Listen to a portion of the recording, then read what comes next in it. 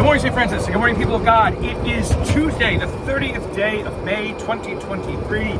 Tuesday of the 8th week of the year, the 8th week in Ordinary Time. Finally, we are able to get onto, we were able to follow winter and summer Ordinary Time. Summer and fall Ordinary Time without having any kind of other distraction like we did yesterday with the memorial of Mary Magdalene Church. So it's our first full day of summer and fall winter Ordinary Time. And look who I'm with! I'm with my buddy, Mike Watson. And so it is the 8th week of the year, And Mikey, do you remember in what book of the Old Testament we left Ordinary Time with? It would be Exodus because we left. Yeah, good idea. It was a good try. That was a good effort. No, we left with the book of the prophet Sirach. Back in the Tuesday of the 7th week of the year. That was the Tuesday before Ash Wednesday. Back when? When was Ash Wednesday this year? What month? March. No, one more. Back. Oh, it was. March 6th. No. March 6th was like the middle of first week of Ordinary Time. First week of Lent. It was the 24th of February. Yeah, it was great. Sure? It was great. Yeah, 24th of February. I looked it up. Yeah, exactly. I looked it up. I had to make sure.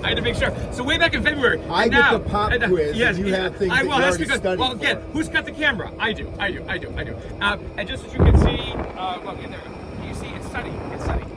Finally, it's sunny after an entire weekend that was supposed to be a holiday weekend. Well, it was a holiday weekend. It was a holiday weekend, but crappy weather. But you know what? You know what makes crappy weather better? Is when you have a buddy with you, and that's it. So we made the best of it, didn't we, Mikey? Yes, we did. So anyway, I don't even have to answer. On this first full day of summer and fall Ordinary Time, the 8th week of the year, so picking up where we left off the 7th week of the year, it is the book of Sirach. The book of Sirach is telling us that God cannot be manipulated or extorted. Isn't that a good thing, Mikey? Yes. I don't know. There's some things I want.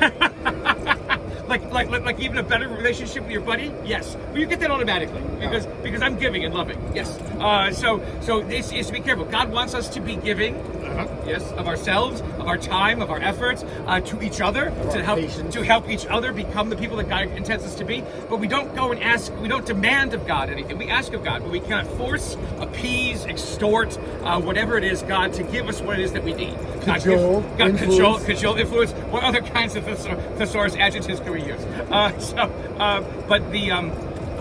that's a good thing, because a lot of people think that you can extort God and that you can get what you want if you do certain kinds of things, and God will deliver. But that's a lot of people believe that. I mean, it's kind of it's sad because people frustrate themselves because they're expecting God to give X, Y, and Z. Because, well, didn't I do this? Didn't I say this round of prayers? All the time. And like a lot of times there are on Facebook and all kinds of other social media, say this prayer 8 times and you'll be given blah, blah, blah. No, that's not how God works. God knows what is best for us, although it's hard for us to see and understand sometimes. God presents challenges a lot to us, and we're able to be enriched by those challenges, and we grow by those challenges. Yes, we do. And all in all, it is always oriented towards our good, because God knows what God is doing, and God wants always what is best for us. To remember that.